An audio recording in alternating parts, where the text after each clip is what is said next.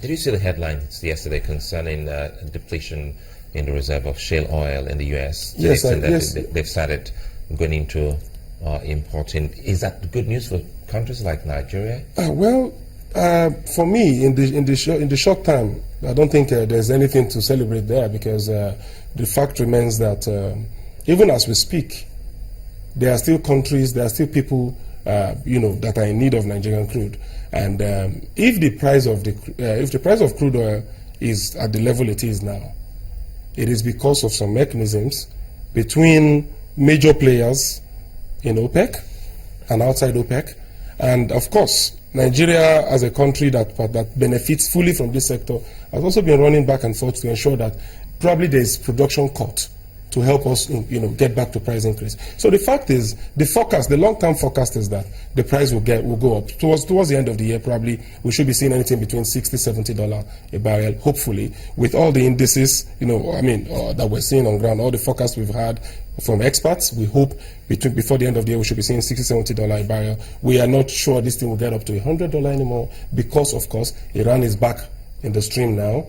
And Iran is firing from all canisters. They are saying they are not cutting production. They've been out there in the dark all this while. You guys have been reaping all the money. So now that we're back, you guys are talking about production cuts. We won't have none of that. So Iran is back. Shale oil, like you said, is also a contributor to this factor. Any lessons for us here as a country? We don't plan. The only way government function everywhere in the world is by planning. I just told you that 40 million liters of petrol a day is a wrong figure to tell Nigerians that is our consumption rate. And to plan, you need statistics. And we have an Office of Statistics, we have a Statistician General. I really do not know what they're doing. But do we have sufficient database to plan with? If they don't have, these people get sustained by taxpayers' money. If they don't have, they know the right channel, they go to the National Assembly, and that brings me to the National Assembly. The PIB has been at the National Assembly, for instance. The child that was delivered when the PIB got to the National Assembly would be anything between, in fact, that child should be writing now in school. It's sad. We look at these things, we laugh about it, but these are serious matters. If an investor, we talk about investors, we go to all the conferences in the world. We travel everywhere. If an investor wants to come in, he needs a document he can pick up, a one-stop document he can pick up and look and say, okay, this is what I get if I do this. Nobody would bring his hard-earned millions dollars into an economy that he cannot forecast. He cannot project that, okay, this is what I need to do to set up a refinery in Nigeria. This is what I need to do. You should be able, with the touch of a button, to get this information. But that is what the PIB should do. The bill is making its way back to this 8th Assembly as, I think it says PIGB, or is it PIBG? My brother, you see, I don't want to say what I'm about to say, but okay, let me not say it. Now, the truth is this. We really need to get serious in this country. I think until we get to a point where we start laughing at each other, because right now they're laughing at us on the outside. So until we start laughing at it, because what we're doing is just a joke. And come to think of it, pardon me to button. I just wonder, did they deliberately remove those host communities clauses and all, because they know that people will agitate, and then it takes the whole 8th Assembly, the whole era, before they say, well, sorry, we couldn't solve this out. 9th Assembly, over to you.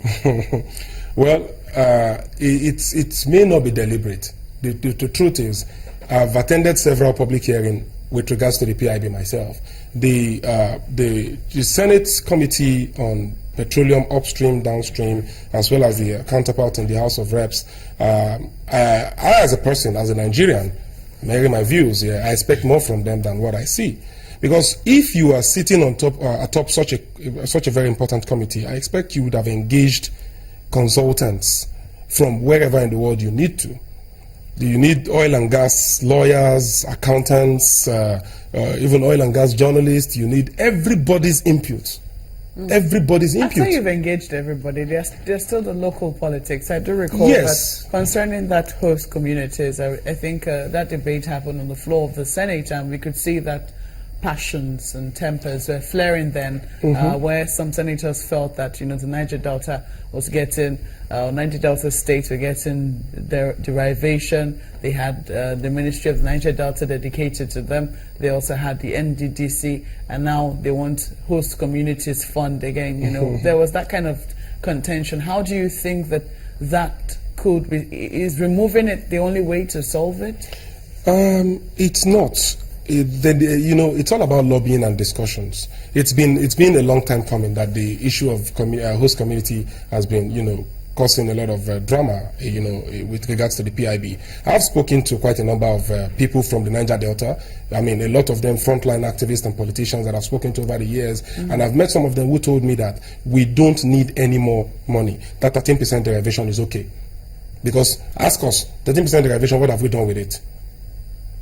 So I've met people from the Niger Delta. But some people say that's not anybody's business. I mean, that is supposed to be. Well, it is people's business because within the communities themselves. It is people's business. It is people's business. What I think is that, first of all, laws are there. Even if an act is passed into law, it can be reviewed going further. The laws governing the oil and gas sector now has been there before, I think, as far as 1960s or the 50s. So the Petroleum Act of, I think, 60-something, I don't know. But it's been quite, and that is still the law we are depending on because the PIB has not been passed. So what I'm trying to say is this: they need to engage more. Even in sitting and discussing the PIB, you still need community relations experts to come in and advise that, okay, how do we handle the issue of host communities? Because truth is, like, I'll give the example of Texas. You can't hear of any agitation in the state of Texas in the U.S. because what is derived, comes back in terms of infrastructure development and money and taxes, So the state benefits first. So that is because we can have people go there, understudy them. This thing is not rocket science. You don't need to reinvent the wheel. Just copy and paste. Somebody has done this thing elsewhere. So why are you killing yourself speaking grammar and semantics and everything just because you want to be heard? The state of Texas has oil. Why has there not been agitation? Or do you think there are no host communities there? I want to go back, because right now we're facing an energy crisis. It's not just, petrol that is short in supply. Electricity is also in short supply. You have advocated swap as one of the ways you think we can get a short-term solution. But even the short-term solution will take a while. So how soon do you think that the federal government were able to adopt swap as a method to see this through? How long do you think it's going to take for the queues to get, to be non-existent? Well, the minister told us that I think this week or next, first or second week. So we're waiting on that. Between now and next week, the queues will disappear. While the queue disappears, fact is that it will reappear, except of course something is done. So that is just a short-term measure, as far as I'm concerned now. So, but that is in the minister trying to, do what he needs to do to ensure that Nigerians stop sleeping at the fuel station. Having said that, the issue of swap may not be more than 12 months, may not be more than 8 months. It has to be properly managed. It wasn't properly managed in the first place. So when you give such a huge task to business-minded individuals, these are business-minded people first. You need to understand that. So all they think about is profit. So when you give such thing to them without regulation, without proper management, then you would have what you had in the last dispensation. But the truth is, if there is no forex, that is the short way to go because it doesn't require forex. You give them what you have, you get what you want. Your people are happy. Then while they are happy, and you're mitigating that factor, you can now set up the committee or whatever it needs to look at the refineries. Why are they not working? Why is NMA Petrochemical working in the same year it was sold from 25% to 100% capacity? Why? I mean, what magic was done? So those are the kind of questions we need to ask at this time. So when the senators invite some of these government people and government functionaries, the kind of question they ask, it's below the issue at hand, because we need to know if this has happened in that organization, why is it not happening in KPRC, WPRC, and Port Harcourt Refinery? Why is it not happening there? You know, we had a refineries committee that was set up under the former administration by design analyst in Madweke. It consists of 22 individuals, virtually about, most of them were ex-MDs of refineries. They came together, sat down for about 90 to 120 days, put up a report, a very massive, I have a copy of the report here, the executive summary that is, and they submitted this report in 3 to 4 months. And right in front of that committee, another committee was set up to review what they have been doing in the last 3 to 4 months.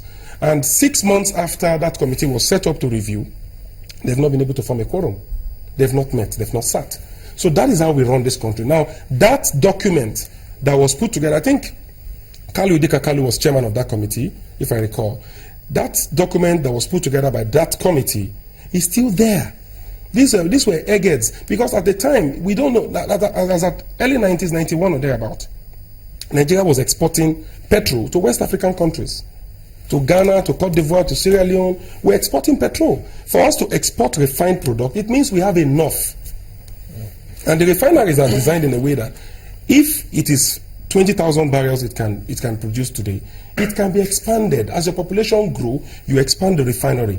You expand the capacity of the refinery. But we just built the refineries and we went to sleep. I mean, who does that? All right, Yemi Adeoye is the publisher of basetellers.com. Thank you very much indeed for coming on this morning. Thank you for having me. Thank you. Well, we'll be back, but we'll turn our attention to something else other than this few challenge we've got on our hands. So don't go away.